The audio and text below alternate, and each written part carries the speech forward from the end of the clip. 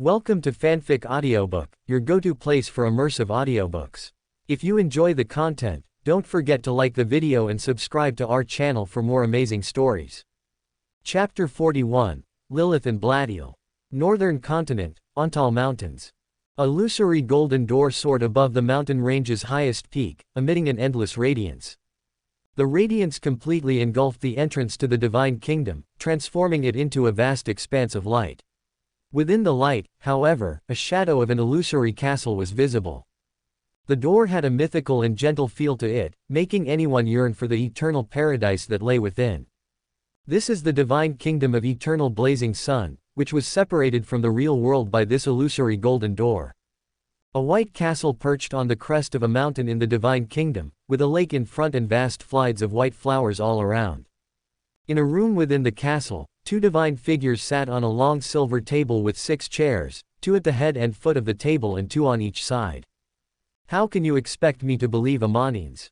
A giant grumbled to the white-haired man in the main seat from one of the silver chairs on the side.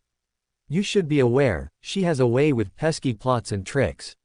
And we could never anticipate it until it was too late. You don't have to be concerned about that," the white-haired man said casually. "I'll take care of her." Concealment. His purple eyes sharpened, as if it could pry through all mysteries and secrets. "And Amanizes should be well aware of the situation we're facing. You don't have to be concerned about her backstab." He chuckled and stated the obvious. The hermit, the twilight giant, sighed as he caught a sight of the purple eyes, and while he was relieved, he continued to inquire. "Without appropriate evidence, Occuses, this alliance you're planning will fall apart. It's not a problem for me to believe you and take your word for it. Your brothers, on the other hand, will not be the same." The word, brothers, was emphasized by the twilight giant. "I don't want a full-fledged war to erupt right now," the giant asserted, knowing that if those 3 could not find common ground now, he is certain that war would erupt between them. Adds by PubFuture. "The other gods will be forced to choose sides at the time, and everything will regress into chaos. They cannot afford chaos, which is also what Solomon wishes to see the most. Amen never disappoints." Bladiel. Occuses smiled as he took a bronze book from nowhere and placed it on the table. "Did you really aim at Amen?" Bladiel inquired, sitting up straight and his attention completely focused on this subject. He did, however, cast a glance at the book, before asking. He noticed the spear piercing the atmosphere and heading towards the Solomon Empire, since the entire sky was illuminated by light and the spear was like the sun descending on the world. However, he was unaware of the outcome because it occurred within the Solomon Empire. He could also deduce from Occuses' words that the book was obtained through Amen, who Occuses most likely used as pawn in his plans. Which really surprised Bladiel because he didn't expect Occuses to become such a scheming guy. The resemblance of White Angel in his memory was completely gone when he saw Occuses now. Occuses gave a nod. "So, what happened?" Bladiel immediately inquired. "What do you anticipate?" Occuses stated as he rose from his seat. He pulled the same card like when he was a kid, and his daddy arrived just in time to save him. "What?" Bladiel questioned, his face blank, as if he didn't understand what he was saying. Occuses sighed, and didn't want to bother anymore. He was standing in front of the door, staring at it. "Your mother is also here, perhaps you could ask her." Without turning back to face Bladiel, he said with a chuckle. Adds by PubFuture. Creak. Lilith entered the room with a gentle smile as the large white door to the room opened. Honesty. Occuses took a deep breath, his heart racing. How the hell is she that beautiful? November LBJNN.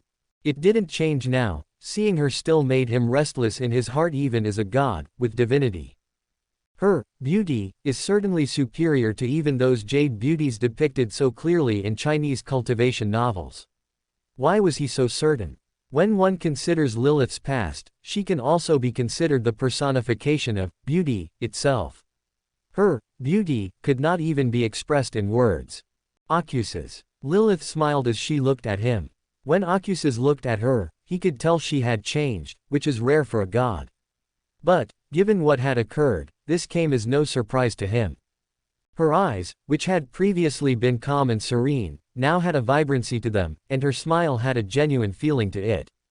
Occuses complimented her with a smile. "You look stunning." When Lilith heard that, she raised her brows in intrigue. But, she didn't reply, because there was still another person in the room. Mother. Badial said in low voice, his eyes darting sideways. Oh. Occus's heart was intrigued, and he wished he had his wine to watch this drama unfold. Badial, hasn't it been a long time? Lilith spoke gently, her eyes filled with concern, just like a real mother. Yes, mother. Badial said, still not looking at Lilith, in an awkward tone. How have you been lately? Did Lilith stage some kind of fallout with Badial? As the strange atmosphere filled the entire room, Occus thought. But his reaction is simply. Ads by PubFuture. It's been really good, Lilith said calmly. If you don't include the fact that I almost died the other day, it's all good. Just as the atmosphere became increasingly strange. Boom. The sound of thunder booming attracted everyone's attention. Occus's eyes glowed as he observed everything going on outside through the light of sun. The entire sky of Aliu's kingdom was covered in black clouds, with blue lightning flashing in it. This was a direct challenge to his authority. Whether it was Lilith or Badial, they restrained their power, thus only affecting the area around them. I'm needed there. Occus addressed two of them. He is here. Wait a second, Occus. Badial got out of his chair. I'll also come. He moved swiftly, as if he didn't want to be here anymore. And how about you? Occus asked Lilith. I'm fine right here, Lilith stated as she looked around the castle. Don't fight with him and try to find common ground. Occus nodded and turned to face Badial, who had a relieved look on his face for a brief moment. But it didn't escape his sharp eyes. All right, let's go, he said to Badial, and stopped paying attention to them, for he was about to face his sworn brother for the first time in a long while. They both vanished in a flash of light that illuminated the surroundings brightly. Under the light of the sun, Occus and Badial appeared in the sky filled with dark clouds. Oh, Occus, you're finally willing to show up. An scornful voice thundered through the black clouds as the blue lightning began to gather. The voice continued without giving him the opportunity to respond. I was surprised to learn that it was you who wanted to start the alliance in the first place. It's very unlike you. It appears that the times have done wonders for the once proud white angel, the vanity. Arrogance. Everything seems to have vanished when I look at you now. Chapter 42, Tyrant. Capital, Aliu's Kingdom, Northern Continent. Occus said. I can't say the same for you though, it appears you're still the same musclehead like you were back then. He had a mocking smile, while speaking. As if enraged by his remarks, the lightning in the dark clouds began flashing at a rapid rate. Boom. Then, a bolt of lightning roared out of the dark clouds at Occus, carrying the power to destroy the very earth itself, while lighting up the surroundings. As his expression became solemn, Badial took his sword, which was bathed in twilight. He really shouldn't have expected much from them, given their personalities, this should have been completely predictable. However, he raised his brows in surprise, when he saw, Occus just stood there in the sky, surrounded by the brilliance of sun, without making any move, despite the lightning coming at him. Occus smiled as he looked at the lightning, which possessed the power of a planet. He didn't do anything except stare at the lightning as if he knew nothing was going to happen. The lightning suddenly brightened, when it was not far from him and a figure morphed out of the light. Immediately, a tyrannical aura swept unrestrainedly, even angels gathering in the headquarters far away, felt absolute oppression on their body and soul. Many even fainted and knelt under this aura. Ads by PubFuture. A dignified man with blue hair and stormy eyes appeared in front of him. He was dressed in black armor, as if he'd arrived prepared to fight. The blue cloak of his armor swayed in the strong winds. He held a blue trident encrusted with lightning in his hands. Lord of Storms, Leodoro. Contrarily, Leodoro did not attack immediately, after appearing. It appeared that not everything had changed. You're still as sharp-tongued as you were back then. His voice thundered across the sky as he spoke majestically. Oh, Occus stated exaggeratedly. If I am a sharp-tongued, then, into which category will you fall? He was abruptly cut off as a divine aura swept over his figure. Leodoro snorted and raised his trident, pointing at him, as lightning began to gather in it, with enough power to make star killer beams look like firecrackers. The intention of the war is clear. You will lose. Ocuses stated calmly, as if it were a matter of fact. His eyes were turning purple. November LBJNN. Is that what gives you the confidence? Hermit. Leodoro said, as his eyes gleamed with no intention of retreating. How about we find out? Isn't it been a long time since we had a friendly spar, Ocuses? Ocuses smiled as a white spear appeared in his hand, emitting a radiance of light. Ads by PubFuture. Come on. He grinned. If you want war that much, then I will grant it. Much to Leodoro's great annoyance, he said magnanimously. Ocuses will not back down or even try to talk him out of it. He knew Leodoro well enough to know otherwise. Leodoro is an absolute tyrant. Leodoro had the courage to go and challenge Ammonises for his apotheosis ritual, so the man standing before him was anything but simple. He survived under her scythe, even though Ammonines was going easy on him. It's still a big deal for a king of angels without uniqueness to face a god. Ocuses didn't want war now, but that doesn't mean he'll passively accept someone challenging his authority. Soon after, a terrifying divine aura erupted from two of them, shaking the entire world's sky. Natural disasters erupted all over the world, as if nature was at war with itself. The sky has raged with lightning storms, as if feeling the wrath of the ruler of the skies. The oceans rioted, causing massive tsunamis and submerging islands. To top it all off, a powerful earthquake struck the continents. At the same time, the golden sun in the sky, which gave life and light to the entire world, expanded and became incredibly large. It appeared as if the sun itself was falling into the world for many.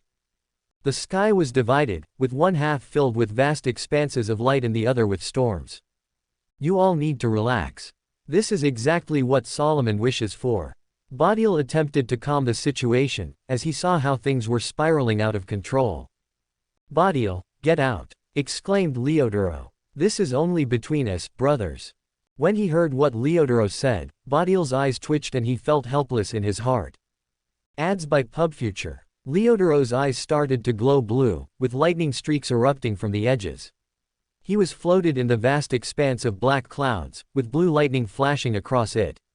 His trident was also completely illuminated by lightning. Ocuses' eyes began to completely glow with light, and his casual suit burned away as golden flames swept across his body, revealing white armor beneath. He was standing in a light-filled sky, and pure light began to gather in the tip of his white spear. Everything suddenly calmed down, literally all of it went quiet. The calm didn't last long, and just like after the calm before the storm, it broke in a spectacular way, with the entire sky around the world lighting up at the same time in a mix of golden and blue hues.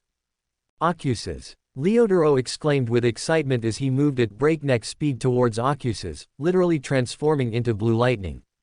Leodoro! Ocuses also shouted with a grin, feeling long-lost excitement rekindle in his heart at the moment. He knew what was causing this. It was the thrill of battle, just pure fighting without worrying about anything. He also found it amusing that they were reenacting the famous Naruto scene to some extent. Ocuses dashed towards Leodoro, erupting in a blaze of pure light, transforming into a beam of light. At the same time, Badial, who was standing nearby in the sky, inserted his sword into the very space itself. Then twilight erupted, mixing with golden and blue hues, forming a strange curtain that draped over the entire battlefield. Lilith appeared and stood not far from Badial, with a sigh, as she saw the situation. Then various plants and trees grew on the very curtain, forming another layer over the curtain. The curtain, combined with the power of all four gods, completely prevented the battle from affecting the outside world. Boom! The reality completely collapsed in their path, as the beam of pure light and blue lightning dashed towards each other.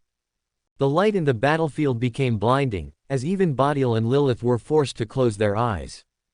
Just then, in the middle of the battlefield, a crimson moon rose up like a scene from the apocalypse, followed by an illusory white tower brimming with an aura of insanity and destruction. The crimson moon and white tower emitted a terrifying aura, causing pure beam of light and blue lightning to freeze in their path. The light beam collapsed into the figure of Ocuses, as the hands of a divine woman tightly pressed on his shoulder, holding him down, while also hovering behind him. The crimson moon hung behind the woman like a divine halo. She wore a long black gown adorned with countless resplendent lights. Evernight Goddess, Ammonises. Chapter 43, Trunsoest. I take back what I said previously. Amanines said in an ethereal voice as she let go of his shoulder and floated beside him. You're still somewhat the same as you were back then, reckless and without any concern for consequences. Her voice remained ethereal, but with each word, the darkness thickened around her. Ocuses sighed in disappointment at the battle being interrupted. He hadn't felt this excited in a long time, since becoming a god.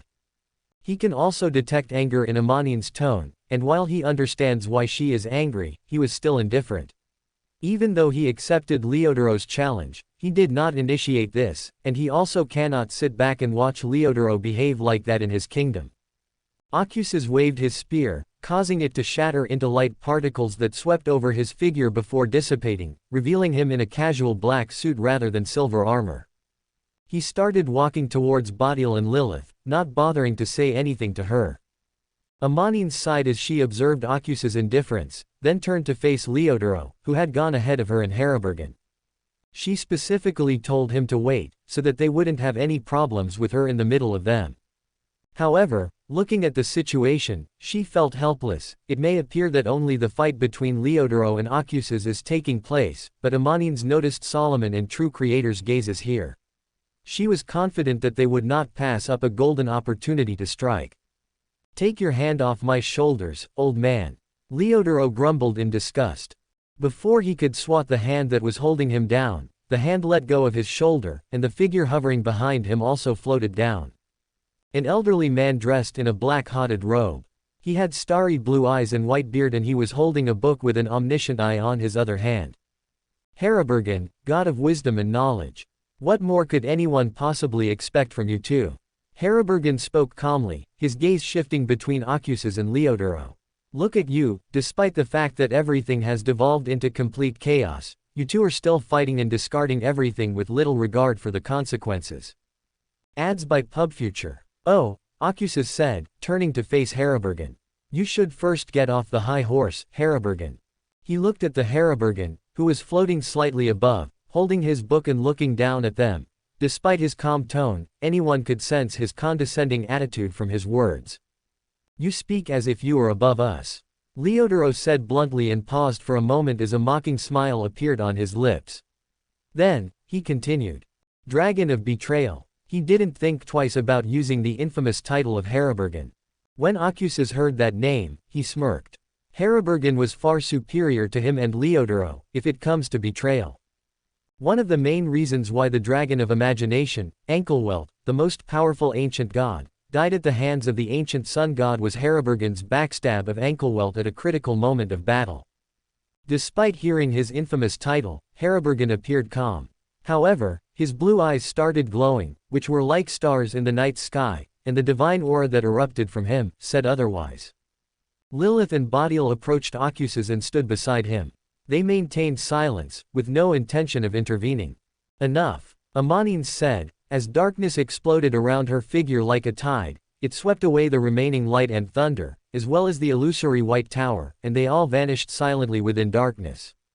She appeared in the midst of them all and spoke, radiating an aura of terror. We're on the verge of war with Sosrir and Solomon, but you three still can't put your differences aside. There's also Bodil here. Can you see me and him bickering like kids? Get your things together, or let's put an end to this alliance once and for all. Leodoro snorted when he heard Amanines, but he still put his trident away. Harabergen, meanwhile, retracted his divine aura and floated downwards. Now, while walking towards Amanines, Ocuses said. Given the importance of alliance, you don't have to say something like that, Amanines. It was just a friendly brawl between us. He didn't think twice about labeling that fight which shook the world, as a simple spar. We were never serious, and everything before was just a way for us to greet each other. Isn't that right, Leodoro, Harabergen? He didn't hesitate sprout bullshit to calm Amanines and then, turned to look at them. Ads by PubFuture. He cannot afford for the alliance to fail, which it will if Amanines back down. Even though he expected something like this to happen, still he became a little carried away when Leodoro challenged him. After noticing his gaze, Leodoro and Harabergen agreed with a nod. Despite the fact that Leodoro was a little stiff while doing so. Amonines retracted her aura and looked at them deeply, especially Leodoro, who frowned. But she didn't bother any longer and said to everyone, "All right, let's go." The 6 gods were finally able to gather peacefully in a room inside the White Castle. As the sunlight streamed through the stained glass windows, a long silver table with 6 chairs was present in the center of the room. Ocuses sat in the front chair, while Amonines sat at the foot of the table.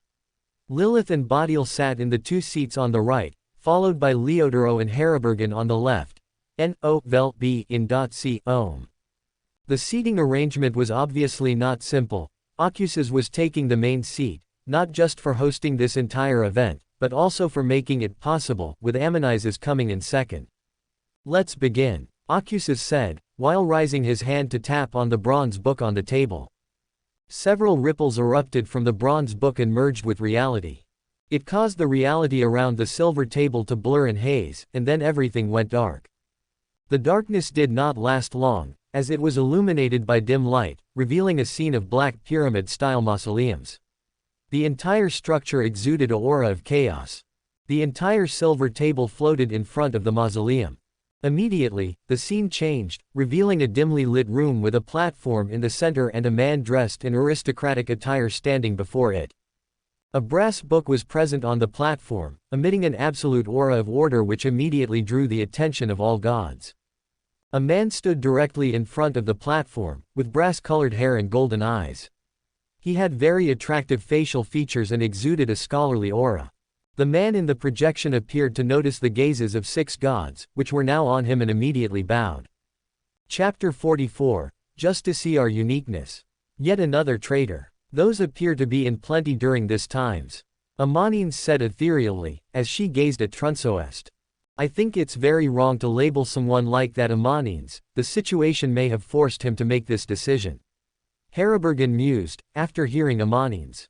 "The Solomon Empire is far from fair and filled with corruption, whereas I sense a thirst for justice and order in Trunsoest." Lilith smiled, her red eyes gleaming as she looked at Trunsoest. "Interesting, such a contradiction, just like order and chaos. It's hard to expect much when the Black Emperor himself represents distortion and chaos." Bodil also commented, after hearing his mother. "There is a more pressing issue, Ocuses. How do you know Trunsoest was not sent here to us by Solomon himself?" Leodoro inquired solemnly. He was not attempting to sabotage the alliance solely because it was led by Ocuses, for he knew better given the circumstances. He was simply expressing an extremely plausible possibility. The gods all fell silent and started down at Trunsoest. Trunsoest was under immense pressure as the 6 gods' scrutinizing gazes fell on him. Even though he couldn't hear what they were saying, he could still guess that they were judging him. He finally gathered the courage to look up and face the gods. They were present in colossal silver chairs that dwarfed the platform in front of him by a huge margin. The silver chairs surrounded the platform in a U shape. The gods were obviously towering compared to him, with a white-haired man in the center chair and a black-haired lady with gauze over her face sitting in another chair right beside that white-haired man. He has an instinctive feeling that both of them were far more powerful than the other gods who sat beside them. He immediately recognized them as Eternal Blazing Sun and Evernight Goddess. Both were also infamous in the Solomon Empire, as Eternal Blazing Sun was widely regarded as a ruthless and insane heretic god, and Evernight Goddess was similarly vilified due to her authority over darkness. His Majesty really went to great lengths to smear the 6 gods. Ads by PubFuture. Trunsoest was also amused by how things had turned out for him, and he wanted to laugh madly, releasing his suppressed emotions, for how he was confronted with the harsh reality of Solomon's empire, which was far different from what he had expected and learned off. Trunsoest was born into a noble family that swore allegiance to Solomon long before the establishment of the Solomon Empire. He was raised with empire's beliefs, so he was terrified of heretic gods and also harbored hatred for them in his heart, while his admiration for the Black Emperor grew by day. He felt ironic, as he stood before the same heretic gods, looking back at his naive, teenage self. "I am certain," Ocuses replied whilst also placing his hand on his chin. "He's on our side." "Ocuses, can't you be more specific?" Even after hearing this, Leodoro didn't let go, raising his hands to point towards Trunsoest. He is not your average angel in the Solomon Empire. He is Solomon's direct subordinate. How can you be so certain? Trunsoest is on our side. Despite his fears and self-doubt about coming here, his convention did not waver in the end. As Umbella previously stated, this angel has a genuine desire for justice and order. Amonines finally spoke up. And he's far from being able to fool someone like Aemon. Leodoro was finally silenced by her words. Amonines was naturally aware of what had occurred, as Ocuses had informed her via the Phoenix. Ocuses finally saw their silence, after the discussion, then waved his hand to remove the order placed by him, which is what prevented Trunsoest from hearing them. This drew the attention of Trunsoest, who appeared calm and composed despite the six gods' attention on him, but his slightly trembling hands and nervous eyes completely betrayed him. "Where is Alitsa Tutor, Trunsoest?" Ocuses inquired directly, his face frowning. Trunsoest felt a sense of dread rise within him as he saw Eternal Blazing Sun's frown. The weight of the god's gaze was too much for the angel to bear, thus his body trembled. To make matters worse, he became more nervous as he thought of his majesty. "You don't have to be so worried." As a tranquil atmosphere filled the entire hall, Amonines' serene voice sounded, driving away all his nervousness and causing him to calm down. "I am concealing the entire meeting, and the order of Ocuses is also present. Solomon will be unable to find anything unless you are in front of him." She said it as if she could see right through him. Trunsoest finally took a breather after hearing that, and responded to Eternal Blazing Sun with the prepared and practiced response. Ads by PubFuture. "Your Excellency, Alitsa, is currently dealing with the chaos caused by your attack on the Solomon Empire. He couldn't find an appropriate time because the War Angel is with him." His eyes wandered purposefully while answering, as he didn't want to make eye contact with Eternal Blazing Sun, whom he really fears. He couldn't get the descending sun off his mind, and the sheer power that the spear carried filled him with dread. This grew stronger when he knew that both the Majesty and the true Creator took action together to stop the calamity of Sun. "Is Medici keeping an eye on Alitsa?" Ocuses said with a smirk on his lips as he considered the future. It appears Solomon finally got some brains, and begun to doubt the loyalty of his subordinates. Leodoro also stated after hearing the words of Trunsoest. Despite the fact that Medici swore allegiance only to the Creator, after the formation of the Solomon Empire, he created his own division of army and integrated into the empire. So, even if Medici may disdain Solomon's orders in his heart, given the importance of the alliance between Solomon and his lord, Medici will not hesitate to follow if his lord also desires it. "It's unlikely." Badial refuted his words. "Yes, if Solomon wants to keep an eye on Alitsa, I believe he would choose someone under his command rather than going to Medici." Haribergen agreed with Badial. However, Medici should be watching over Alitsa, but not under order the Solomon. Saucereer. Leodoro interpreted him. It should be him, even though he went insane after everything that happened. The anchors brought by the entire Solomon Empire could have somewhat stabilized his state, and he would have had no difficulty locating the true problem within the empire. Lilith stated calmly. Leodoro frowned as he heard that, while Amonines remained silent. "Well, as the discussion died down, Ocuses spoke up. There won't be any issues with Saucereer, so let's get on with the business at hand." November LBJNN. His vague comments deepened Leodoro's frown, while Haribergen's starry eyes twinkled, very much resembling like Dumbledore for Ocuses. They didn't speak up anymore, though. Amonines, Badial, and Lilith remained silent as Ocuses' gaze finally fixed on the brass book on the platform. Ads by PubFuture. The brass book is just to see our uniqueness. Even though it is only a projection formed by the power of uniqueness, it is more than enough for the gods to see the truth of the matter. "Did you still have the just to see our uniqueness with you, Trunsoest?" Ocuses asked, his gaze fixed on Trunsoest. There is also a chance that Solomon could take the uniqueness after he attacked, and that the projection in front of them was made beforehand by Trunsoest. Trunsoest had gone silent in a daze after hearing the gods' discussion, which he could hear now, as they didn't seem to care about keeping him out. Saucereer. As in the Dark Angel under the Creator. Trunsoest was perplexed when he heard the gods refer to the true Creator as Saucereer. Didn't true Creator said to be a part of Creator? Could it be that Dark Angel as well? His thoughts came to a halt as he felt his instinct scream in danger, and immediately looked up, only to notice the sharp gaze of the eternal blazing sun. He didn't dare to think any further into it. Instead, he immediately controlled his thoughts in his mind using the method he devised. Trunsoest replied hoarsely, still trying to gather himself, "It is still with me, Your Excellency." "Did Solomon never suspect you?" Harribergen inquired, his starry eyes twinkling.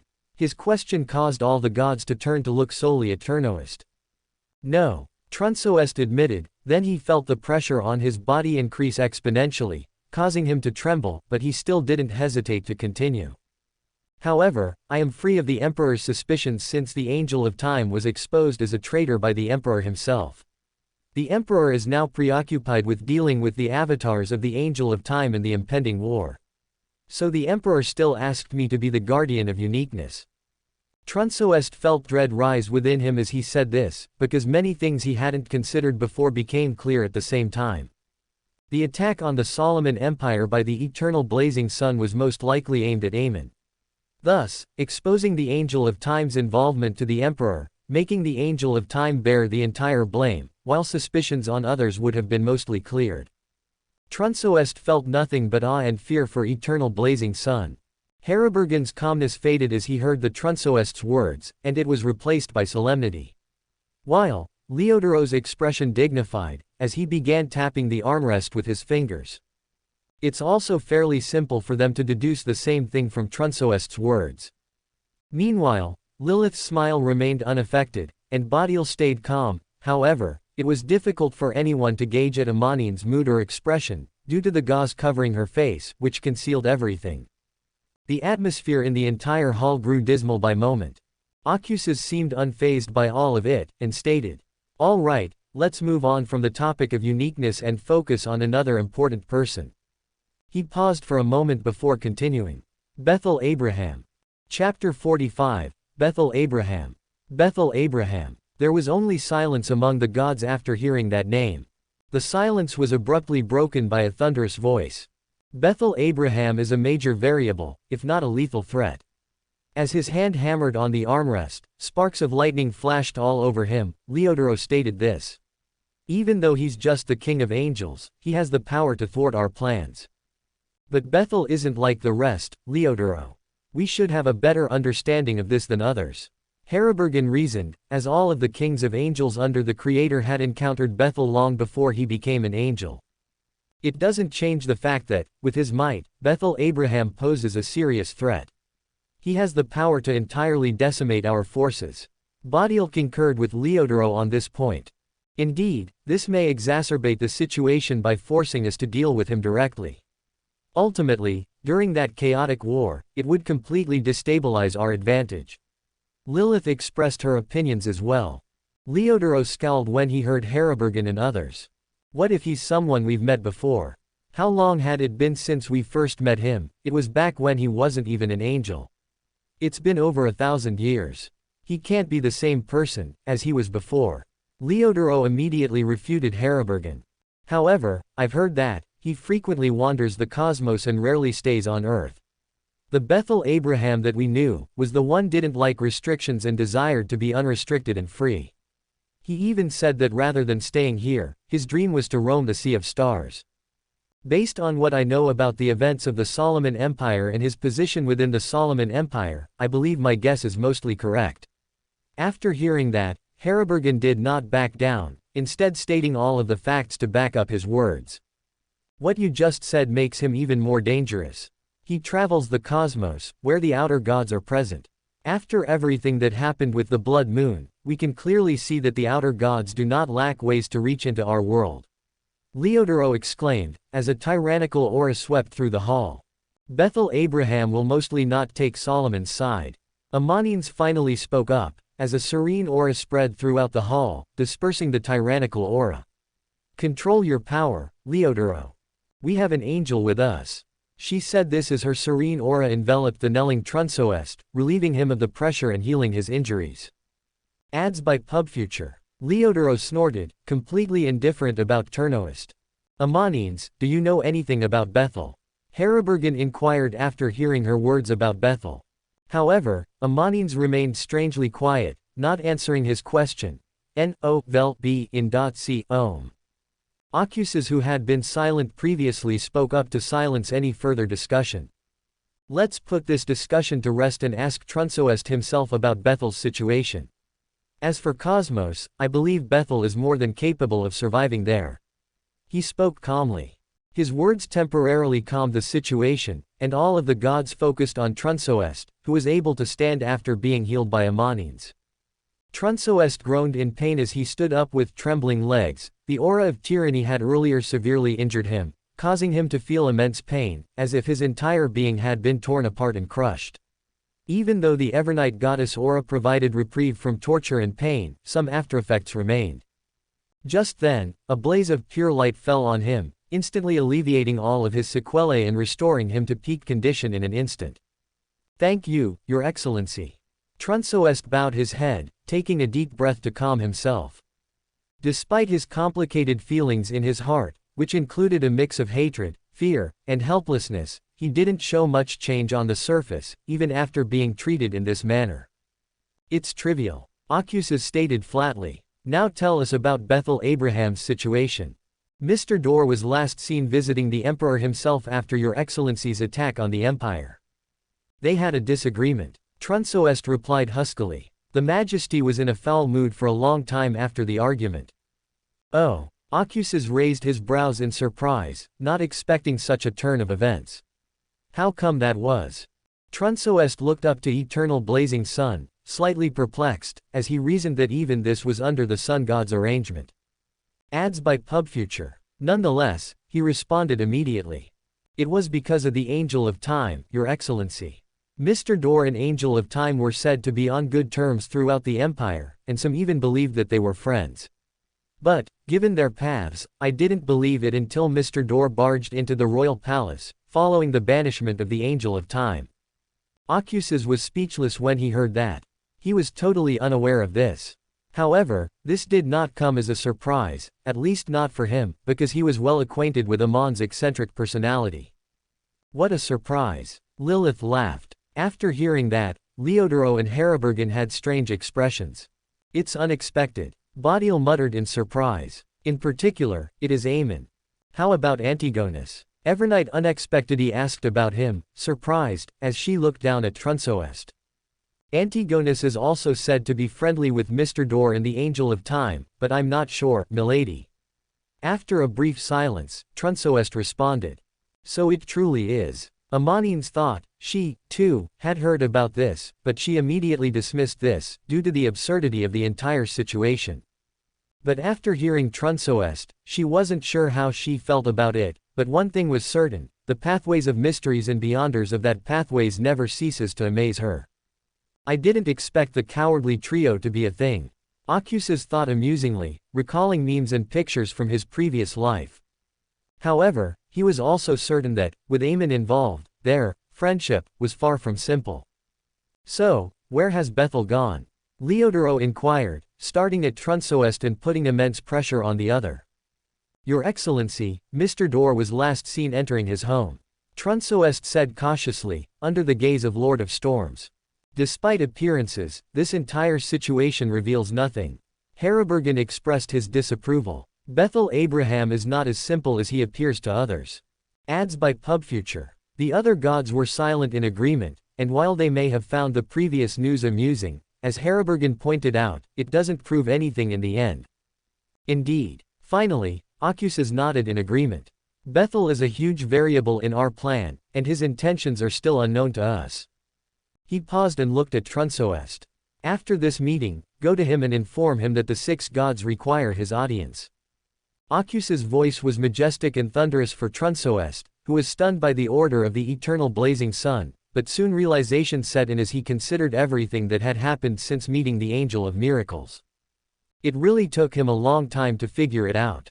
Lilith smiled and mused. It's incredible how he managed to survive in a place like the Solomon Empire with his character. Trunsoest was jolted out of shock by Lilith's voice, and he looked around at the gods, who were all calm, as if they expected this. Yo-Yo Maya-en, he stumbled. Aemon discovered my angel while meeting you, so what prevents Bethel from discovering it as well? Ocuses cut him off. However, Bethel is very different from Aemon, which is why only Aemon approached you. I will, Your Excellency. Trunsoest finally accepted the order while maintaining his composure. But, his heart was truly overwhelmed. It was terrifying to think that his betrayal had already been revealed to others and that his fate could have already been sealed. More importantly, he couldn't comprehend the gods, particularly the eternal blazing sun, who seemed to have considered everything and nothing seemed to escape his grasps or expectations. He was terrified and saddened by the prospect of working under someone like that in the future. However, his attention was immediately drawn forward when he noticed the gods rising from their silver thrones in unison after a brief conversation, and peering at him. A beam of darkness, pure light, twilight, as well as blot of lightning, a book, and finally a seed all appeared before him and struck his figure before he could react. He didn't feel any pain or discomfort, which perplexed him even more. To be honest, his emotions were on a roller coaster throughout the entire meeting with gods. Eternal blazing sun's majestic voice echoed in the hall. We, the 6 gods, bless you, Trunsoest, for your first mission, which you will know on the day of the war. Trunsoest, you will be first to usher in the new era with your own hand. Just as you had envisioned, the era of order and justice will arrive. So, don't let us down and then regret it. Trunsoest's consciousness sank into eternal darkness before he could even process that. Chapter 46, King of Angels. After the meeting with Trunsoest, the gods were still present in the White Castle. They were talking about the angels under them and the impending war. There's a more pressing matter, Lilith said as her face became solemn. And, we're avoiding it on purpose. She looked around and noticed Leodoro and Heribergen's solemn expressions, but Ocuses remained indifferent. That was never going to be avoided. As he turned to face Lilith, Ocuses replied, I was planning to bring it up towards the end of the meeting, but it's not a problem now either. Adam, angel of imagination. The room was filled with an unsettling silence, and the gods, who had previously seemed indifferent and nonchalant, suddenly had serious expressions. Adam is an enigma that even I can't comprehend. Heribergen spoke quietly. Truth be told, he may pose the greatest threat to our plans, Leodoro stated solemnly. Even Bethel pales in comparison, because we can understand Bethel's stance at least. But nothing is certain when it comes to Adam. Bodial agreed with a nod. Adam's goals and intentions aren't as straightforward as he made them out to be. It's quite difficult to predict his next move or position, let alone whether he will participate in the upcoming war. Adam is an unknown area even to us. Lilith observed as she spoke her opinion. I believe it's safe to say, he will also be there in the impending war, Amonines said ethereally. When Adam displayed the second blasphemy slate to many in the beginning of the epic, he single-handedly guided history. So, he wouldn't want to miss such a historic event as a spectator. Adds by PubFuture. Her words just added to the heaviness of the situation. The gods aren't scared of angel of imagination, but Adam, like Bethel, has the capacity to undermine their advantage. Given that they are just facing 2 gods, it may appear to be excessive. But, killing a god has never been easy. What's more, Sosrir isn't an ordinary god. Adam. Finally, Ocuses spoke up. He'll undoubtedly be present, as Amonines stated. If he chooses to oppose us, which I believe is quite unlikely. Even if it comes to it, I'll confront him and keep him from meddling with the war.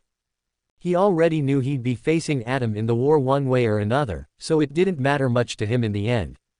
After hearing Ocuses' words, Lilith turned and stared at him with surprise. Others, particularly Leodoro and Heribergen, were not much better, as they hadn't expected him to say such a thing. Ocuses began speaking on the remaining issues before anyone else could ask more into this. Next, Medici and Ouroboros. The gods finally put their doubts and questions aside and focused on this after noticing his intentions. Ouroboros. Lilith pondered. The little guy Will is enough face Ouroboros. She smiled as she thought of Will. N-O-vel-b in .c ohm. Yes. Heribergen concurred with Lilith. I believe it is past time for that snake of Mercury to repay us for the asylum we granted him. Will Osepton was nearly killed by the true creator and Ouroboros, when they managed to save him, then granted him asylum. He frequently assisted the angels of their churches in dealing with various external matters in order to repay them. However, until now, the 6 gods had not directly demanded anything to him. Ads by PubFuture. Ouroboros is a king of angels who lacks uniqueness. Will should be more than enough to face him, Badial said, nodding. In accord, Leodoro and Amanines remained silent. So, it's settled. After listening to their opinions, Ocuses pulled out a golden parchment from nowhere. The order for Will Osepton was written on the parchment, which they had just discussed. He took a seal from his pocket and pressed it into the parchment. A golden sun insignia appeared on the edge of the parchment when he removed the seal. The golden parchment then vanished in a flash of light, having been sent to Diana by Ocuses. Medici is different. As he watched Ocuses finish, Leodoro finally said something. In war, no one below the gods and kings of angels can stand a chance against him. Even if a large number of angels were to besiege him, they would just perish under his sword. Heribergen agreed with Leodoro on this, as they knew Medici better than the others. On the battlefield, his madness is unrivaled. It wouldn't be an exaggeration to state that he has left nothing but destruction in his wake. Medici is indeed a bit tricky. Ocuses stated in vague terms. But leave it to me to handle this. I've already have someone to deal with him. Are you referring to the new knowledge emperor under you? Lilith inquired, surprised, for she had deduced this from his words. Yes. With a nod, Ocuses confirmed it. Ads by PubFuture. You are sending your archangel to death. With a frown, Badial muttered to Ocuses. Because he and Ocuses are allies, he didn't hesitate to express his thoughts on the matter. I understand, Badial, Ocuses smiled. However, I am aware of what I am doing. He'd already planned a strategy for Medici and Diana. He will not send her to death. The Knowledge Emperor's power is complex, and he has already taught Diana how to fully utilize it. He will also bless her with the uniqueness of a hermit, which may help her even more in the battle. Badial sighed and abandoned his attempt to persuade Ocuses. I only hope your plan didn't screw up in the end, Ocuses. Leodoro chastised. We can't afford any more chaos. Ocuses ignored him and turned to face Amanizes, who was staring at him deeply.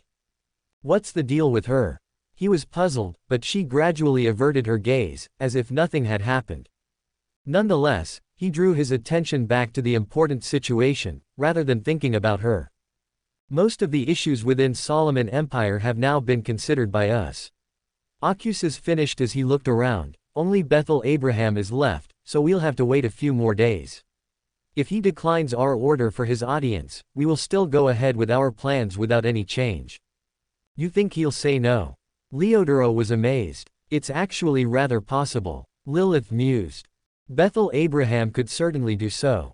Ocuses gave a nod. If it comes to that, I will personally go and meet him, while ensuring his position in the war. More importantly, Bethel Abraham will not be welcomed in the new empire that emerges. He said indifferently. He's not going to let Bethel off the hook if he refuses even this. For them, the situation is already far too dire. Ocuses continued in a light tone, after taking their silence as agreement. Let us now move on to the final issue. Salinger and Cheek. Chapter 47, Death and Demoness. Salinger. Gods focused first on the god of death and then looked at Amanines and Badial, as they might be only ones to have more knowledge about death. Ocuses also recalled everything he knew about Salinger. To become a sequence 0 for the death pathway, one must first construct an underworld and become the sole ruler of all spirits and the dead. N-O-V-E in .c. Ohm. Even though death pathway rituals for advancement eventually lay the foundation for the underworld, it is still not an easy to completely this apotheosis ritual. The ancient goddess of death, who built the underworld, was only able to complete it because she had some authority over the door, which aided her immensely. Then, ancient sun god invaded the underworld at the end of the second epoch. He let the light shine on the dark underworld, destroying almost the entire underworld and leaving only the Calderon city in ruins behind. During the war, the ancient goddess of death also died under the light of the ancient sun god, and the one who inherited her characteristics and uniqueness was Salinger, as he was her subsidiary god at that time. Salinger used these characteristics to rise to the position of King of Angels at the end of the third epoch. He also joined Rose Redemption and took part in the final war. After the fall of the ancient sun god, he conquered the southern continent and established the Lotm Empire. For the sake of balance at the time, Solomon also did not attack or conquer the southern continent. This alone ensured that Salinger faced no opposition to his rule over the southern continent. After knowing all of the future events, Ocuses had some ideas about how Salinger managed to ascend to godhood. Not long after him, at the start of the fourth epoch, Salinger ascended to become death. Before that, Amonines and Bodial both declared open war on Salinger. After all, it's much easier for them to kill a king of angels than to face each other. Under their combined pressure and assault, Salinger was forced to ascend because it was the only way he could survive. Ocuses guessed that Salinger should have used the ruins of the underworld as a foundation for his own. Other than this, he didn't have many options to speak of. Ads by PubFuture. Ocuses also knew things couldn't be that simple. The ancient goddess of death must have left behind plans for her resurrection in her underworld, which Salinger should have foiled. But this didn't really matter much in the end. Salinger ascended to become death. He completely changed after that. As wars continued to erupt between them, unlike Bodial and Amonines, who personally went to the battlefield, Salinger was never seen again. Through his spies in Biam, Ocuses had some knowledge of Salinger's situation. Salinger was said to rarely leave the underworld. He even recently appointed his son, Azek Eggers, as his ruler of his kingdom and retreated to the underworld completely. Others may find this situation perplexing, but Ocuses finds it to be otherwise. He is certain that this entire Salinger situation involves the river of eternal darkness. If it involves that, even he can't pry any further. Ocuses will also never allow Salinger to live past the War of Four Emperors because he knows what exactly happened in the future. He will ensure that death itself dies. Ocuses put his jumbled thoughts aside when he heard Bodial speak up. Bodial reflected. There's not much news about Salinger after he became a god. Despite the fact that we had conflicts, he never came to the battlefield. Given the presence of Amonines in the war, I also did not invade his kingdom after his absence.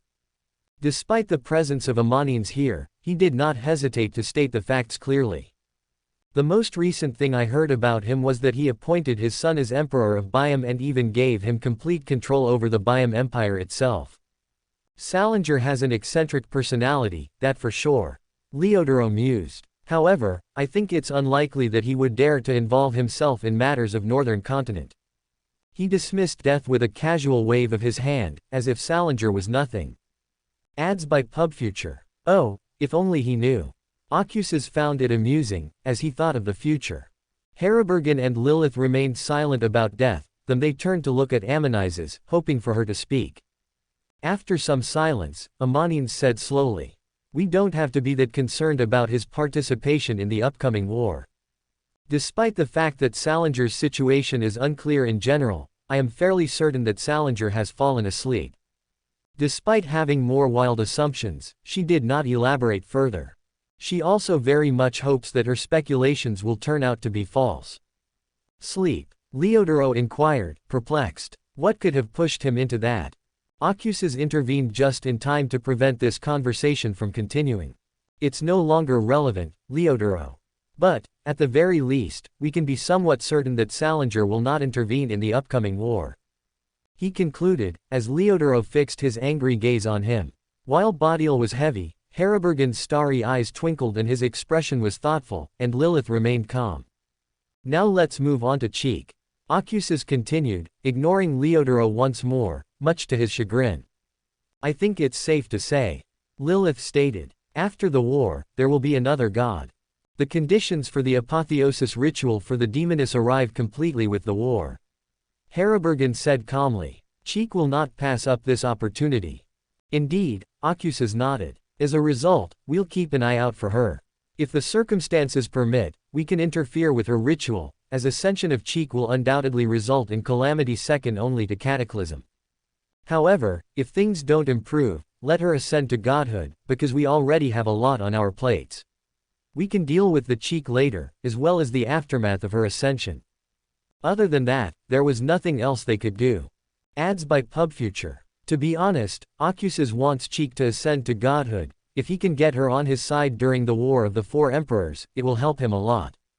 As for Cheek becoming an evil god among the world in the future, he couldn't care less. There is no such thing as good and evil for gods. There was only silence among the gods, after he said that. And, Ocuses took their silence for agreement and then waved his hand, and a golden parchment appeared before him. The golden parchment emitted a terrifying aura, that even archangels may not be able to bear. Alliance of 6 gods. The heading was boldly written at the top of the golden parchment. It also contained a number of articles. Ocuses took out a golden quill and poured his authority into it before signing his name on the end of parchment. Pass it on. The gods also signed their names after carefully reading and observing it.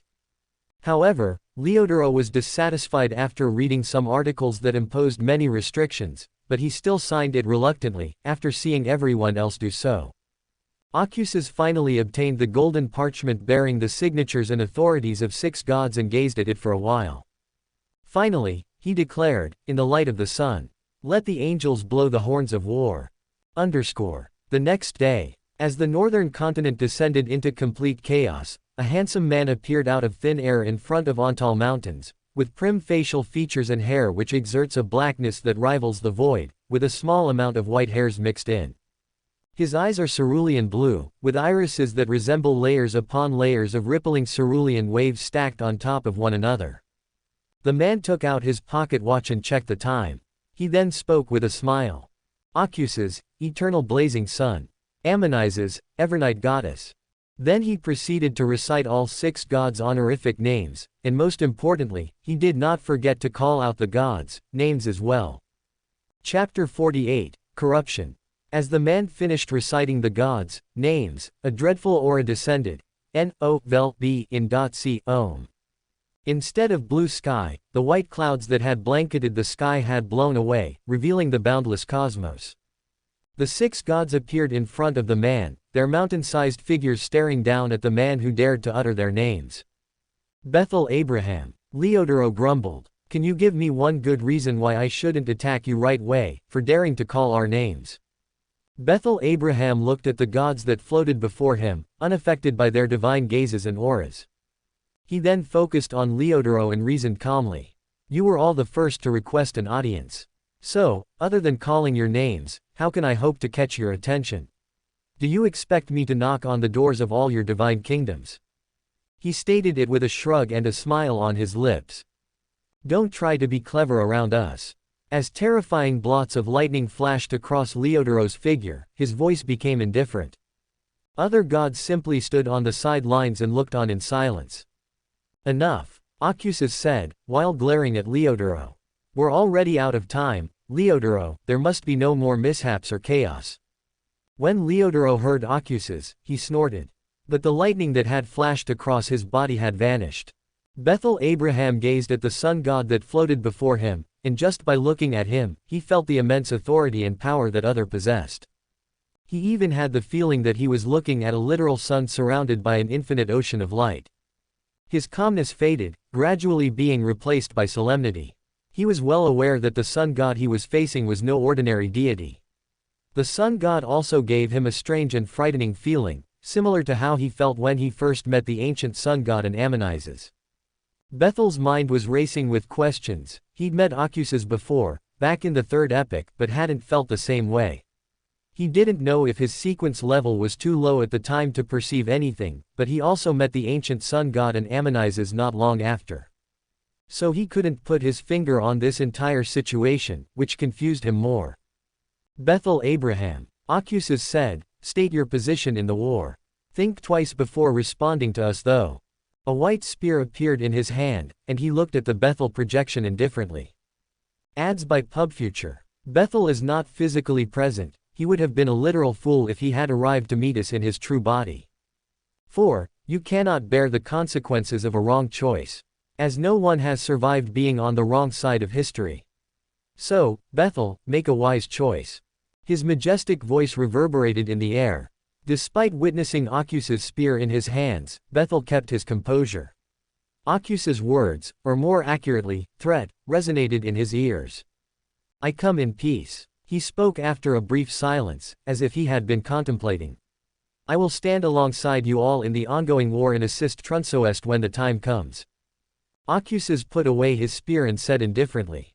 Bethel, state your demands. In the new era, I demand a standing equal to 6 of you. Bethel stated his demands, with solemnity. Silence. Ammonizes were taken aback by Bethel's demand, and others weren't much better. Insolence. A tyrannical aura pressed over Bethel, causing him to shudder for a brief period before returning to normal. Bethel Abraham, know your place. Leodoro exclaimed, as the entire continent under them quaked, signifying his wrath. The entire northern continent began to quake more, but Lilith waved her hand just in time to stop it. Your power cannot change the facts. Harribergen said in solemn voice. You're only king of angels, Bethel Abraham, not a god. You cannot ask for such audacious demands. Actually, Harribergen can see that after Bethel's bold demand is denied, he would soon follow up with his actual and true one. It's merely a tried and true tactic.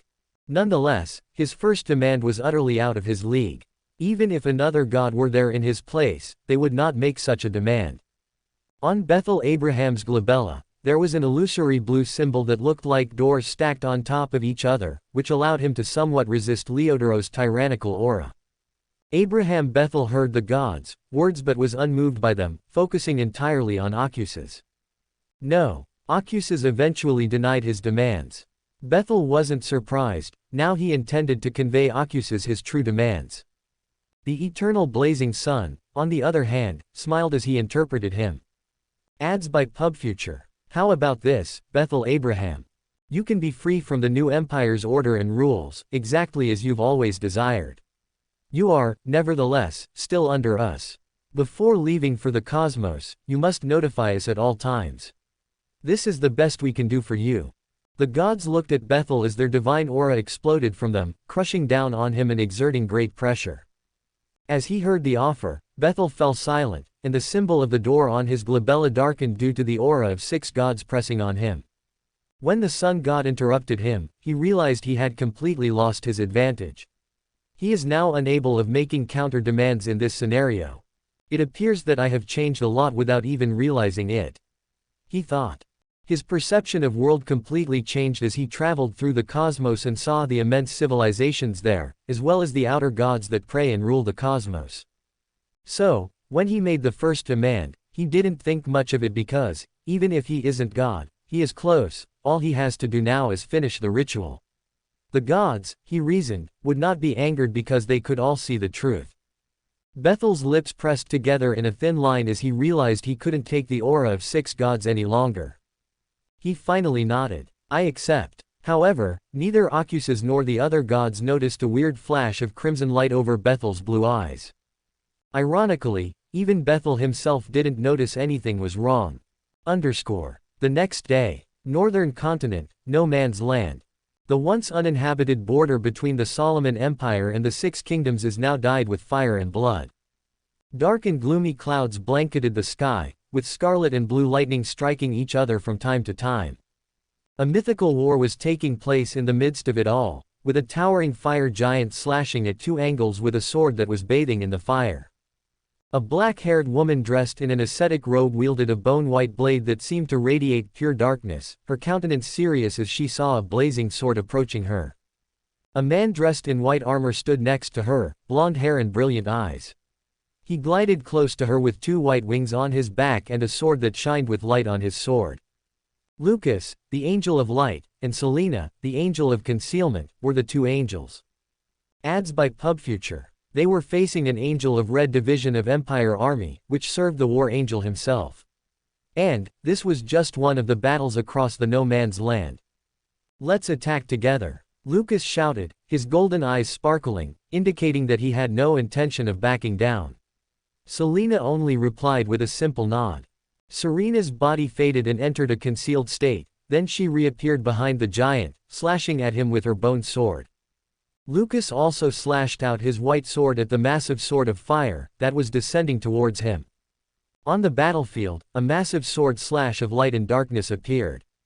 Boom! When the light slash collided with the burning sword, a burst of light and fire erupted across the battlefield, destroying everything in its path. Meanwhile, the flame giant was completely distracted by the explosion, allowing the slash of the darkness to entirely land on the giant's back. Roar! Boom! The fire giant roared in pain as it crashed to the ground, unable to keep its balance after being attacked by two angels. While looking at the flaming giant, Selena and Lucas landed on the earth. The flame giant was hurt but not killed. If they want to slay the flame giant, they had to fully unleash their mythical creature form, exactly like the flame giant, and use all of their strength. Selena shifted her gaze to Lucas, intending to speak with him about the situation. Just then, before they could even react, a flash of red light emerged out of nowhere and passed through their necks. Selena's head separated from her neck and plummeted to the ground. Gushing blood erupted from the severed neck, splashing all around. Lucas's face was splashed with crimson blood, and his eyes were filled with terror and dread. He was too shocked to realize that just as the red light neared his neck, his entire body turned into pure light, saving him from certain death. "Oh!" In the battlefield, an eerie voice echoed. "I never anticipated Ocuses to be so concerned about his angels. It's rather ironic." As the voice ended, a man emerged from the red blaze of flames, wielding a crimson sword, the tip of which hung down to the earth. He was dressed in black armor that seemed to be splashed with blood. He had red hair that resembled fire, looking young and handsome. The red sword continued to be dragged across the battlefield as the red-haired man marched ahead, causing the earth to be ripped apart with bursts of crimson flames. Lucas was totally paralyzed in terror and the vicious aura emanating from the red-haired man, who grabbed his chin and forced him to gaze straight into the other's crimson eyes. "Let's see if killing you causes anguish to Ocuses." With a crazy smile, the red-haired man said. When he mentioned the name of the eternal blazing sun, though, his eyes glowed with hatred. Chapter 49, Medici. Lucas was terrified. No, it was too underwhelming to put it that way. Just being close to the man paralyzed him to the core, his thoughts slowing and consciousness clouding by the minute. He desperately tried to use his remaining strength, but his illusions were quickly shattered as he felt the heavy aura pressing down on him like a mountain, rendering him unable to move any part of his body. He felt his chin being grabbed, and his gaze met the red-haired man's crimson eyes. Everything in his vision slowly faded into darkness, but the crimson eyes remained, haunting him.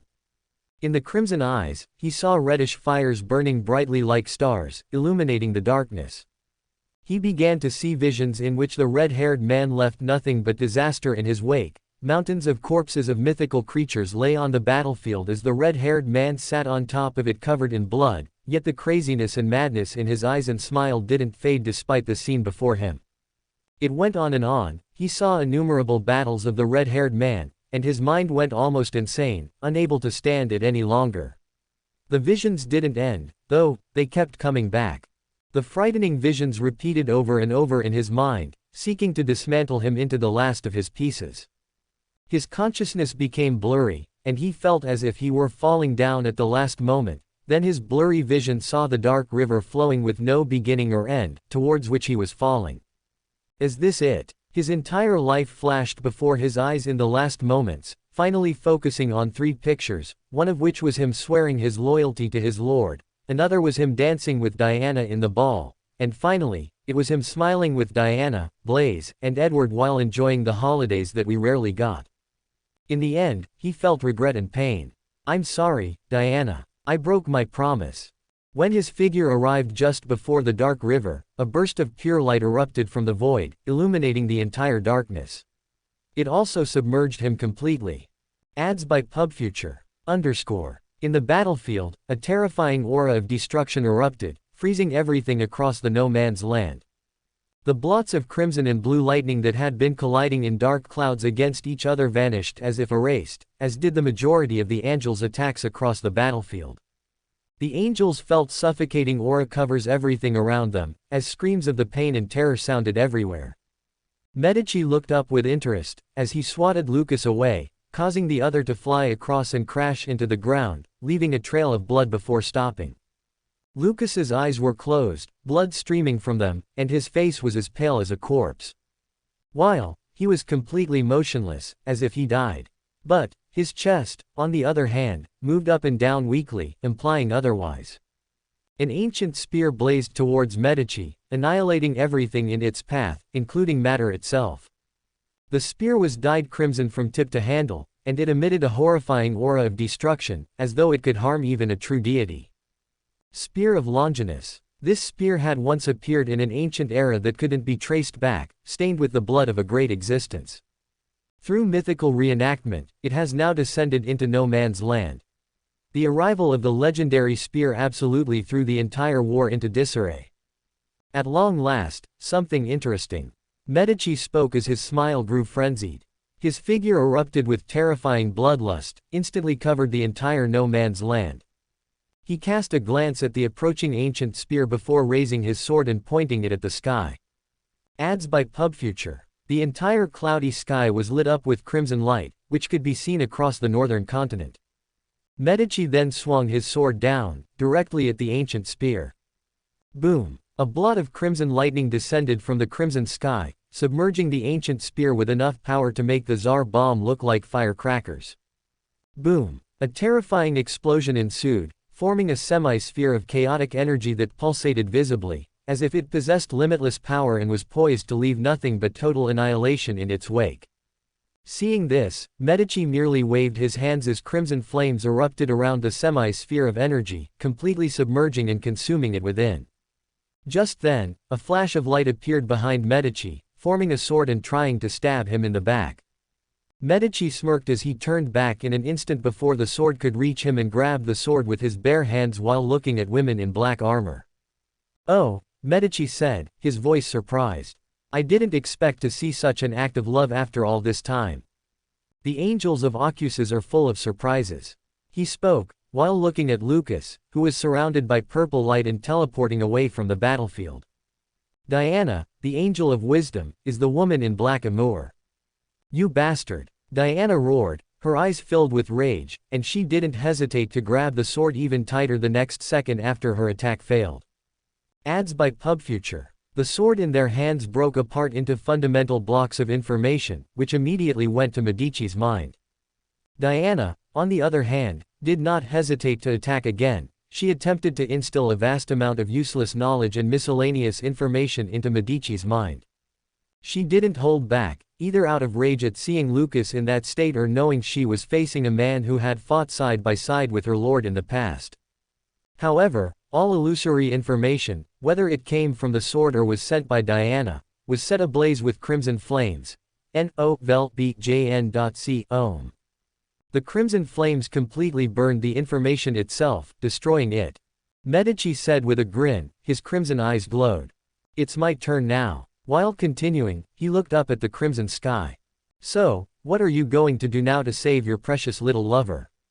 Boom! A blot of crimson lightning fell from the sky, slashing right at the figure of Lucas, whose teleportation had been completely disrupted by Medici's tampering with the spirit world, which rendered all spirit world travel useless across the battlefield. "No!" Diana screamed as she saw the lightning, her eyes filled with panic and fear. She didn't hesitate to use her most powerful move. At that precise moment, Medici appeared in front of Diana, filling the other's eyes with horror. Slap! A resounding slap echoed across no man's land. Medici slapped her away before she could even perform her supposedly powerful move. Diana felt the entire world before her spin, and she felt light. Everything in her vision was moving so fast that it took her a moment to realize what had happened. However, it was already too late. She felt her vision become cloudy and her mouth fill with blood as she used her last remaining strength to only see the crimson lightning descending on Lucas in the distance. "Lucas!" Her heart-wrenching roar echoed across the battlefield. Chapter 50, Conqueror. 10 minutes ago. In an army camp on the outskirts of No Man's Land. The No Man's Land is a stretch of land between the Solomon Empire and the Six Kingdoms that has become uninhabitable and dangerous due to years of incessant warfare and battles. In the center of the camp, people were seen discussing inside a large tent, in front of a table with an illusory display that realistically showed everything happening in No Man's Land.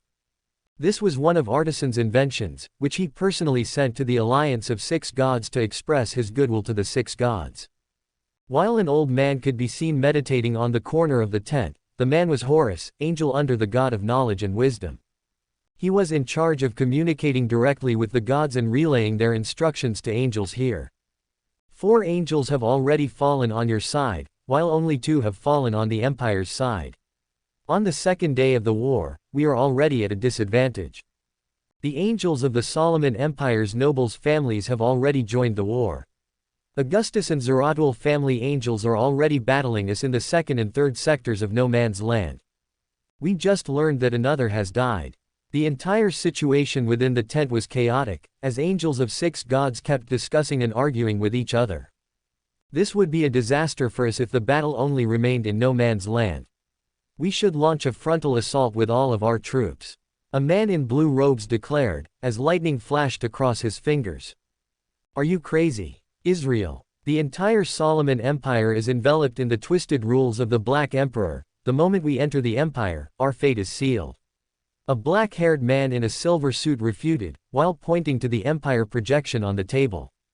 They were Blaze Larson, Angel of Miracles, and Israel, Angel of Calamity.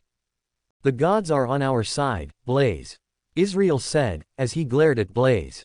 The other angels in the tent went silent as they turned to face them. Blaze said, pointing up. The gods above are watching everything that happens here. If they had wanted that, they already have told us so.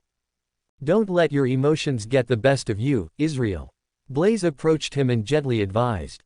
Not only have you lost someone on the battlefield now, but many more are falling as we speak. Israel remained silent, his blue eyes gleaming as he gazed at Blaze, and sparks of lightning extended from his fingers, covering his figure. As he looked at this, Blaze's eyes were indifferent. His right hand, however, had been inside his pocket at some point. Ads by PubFuture. He and Israel never liked each other, and even though they are now allies, it cannot erase the fact that they were enemies who fought against each other for the glory of their lords for long times. What are you two doing? Stop right now. Other angels stepped in right away to stop them. Despite this, neither of them moved away in the least. Enough. A flat yet powerful voice rang out, capturing their attention and making them to look at the entrance. A black-haired woman in an armor stood with a few scrolls in her hands. Diana, Angel of Wisdom. Diana looked at them all and then spoke up, her voice clear and loud.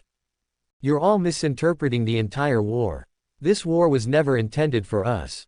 We will not invade the Solomon Empire. This has always been a war of gods. Diana stepped forward to clarify the situation. Not every god is particularly concerned with his or her angels. Their instructions from the other gods were vague, only stating that they should hold the no man's land and nothing else. This was also one of the source of the current crisis. They had no idea what to do next and were completely perplexed. There was only silence in the tent as the angels digested the information. Diana wanted to continue, but just then, a divine aura descended on the tent. The old man in the corner, who was meditating, opened his eyes, which were filled with light rather than irises. The old man turned to face Diana, ignoring all the angels. Diana knew who was staring at her, as the only one who could speak through Horus was God of knowledge and wisdom. In the tent, a distant voice echoed. Medici has entered the war. Ads by PubFuture. Without waiting for a response, the divine aura receded and the old man closed his eyes, returning to his meditative state, but his complexion was much paler. Diana didn't think twice after hearing that, bolting out of the tent, completely ignoring the angel's questions. Wait a second, Diana. She paused and turned to face Blaze, who had followed her out of the tent. You are not joining me, Blaze. Diana stated sternly, without giving him the opportunity to speak first. The war angel is king of angels, but more importantly, he is a conqueror. You will be completely paralyzed by his mere presence, and lose all will to fight. A conqueror is a terrifying existence, and their mere presence ensures victory during a war. They can use their authority to turn someone into a puppet, robbing others of their free will. They also have the ability to easily manipulate emotions, which can be detrimental in war. Their abilities related to war goes on and on. She continued after noticing Blaze's unwavering determination. I know Lucas is out there on the battlefield, I promise he'll be fine. Diana, listen to me. Blaze yelled, finally silencing her. You'll need me for that. The holy sword. When you are in a critical situation, you cannot visualize that sword using authority of knowledge in an instant. It would place an enormous burden on you and will take time, during which you would be completely vulnerable to an attack. Diana, You need me at that precise moment. Diana hesitated, knowing what Blaze said was true. However, she prepared a plan for that, in which both she and Will Osepton would enter the battlefield together to face the King of Angels and cover for each other at that time. Will, on the other hand, had recently been summoned by their lord and she had no idea when he would return. Lucas was on the battlefield, so she couldn't wait any longer. As she thought of Luke, she had the uneasy feeling that something terrible was about to happen. Occus's voice appeared in their minds just as she was about to agree to Blaze. Blaze, you will be taking over the mission that Lucas was assigned. When Blaze and Diana heard their lord, they were taken aback. Then, Blaze nodded, though he was reluctant in his heart.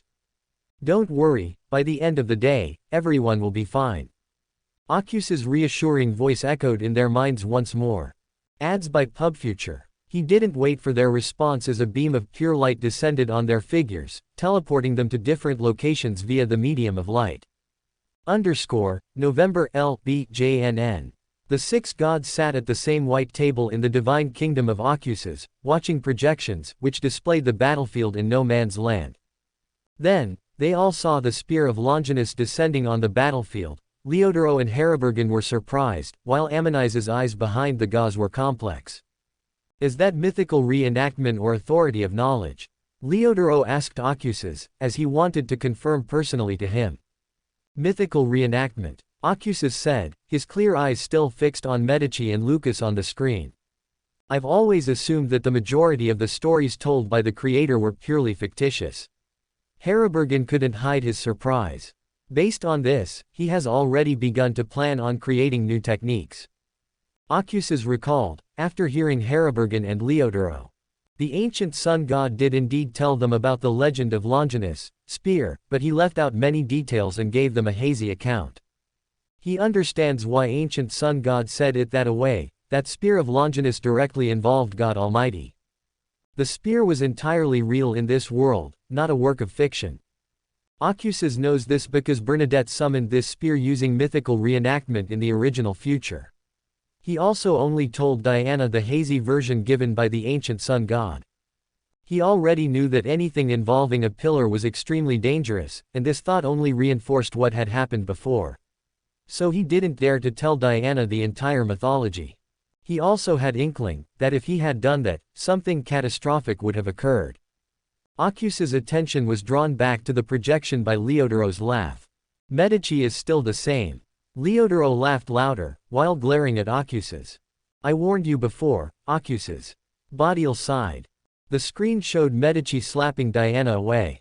While his gaze remained fixed on the screen, Occus's ignored Leodoro and said, "They'll be fine." On the battlefield, just as the crimson lightning was about to fall on the figure of Lucas. The clouds in the sky were swept away, revealing a massive, illusory, scaleless snake. The dense patterns and symbols on the surface of the gigantic silver snake formed a wheel that was connected to each other. Around each wheel were different symbols. With a sweep of its cold, bright red eyes, the massive serpent floated above the battlefield, curling its body and biting its own tail. Its shadow covered the entire battlefield like a mysterious and ludicrous wheel. Reboot.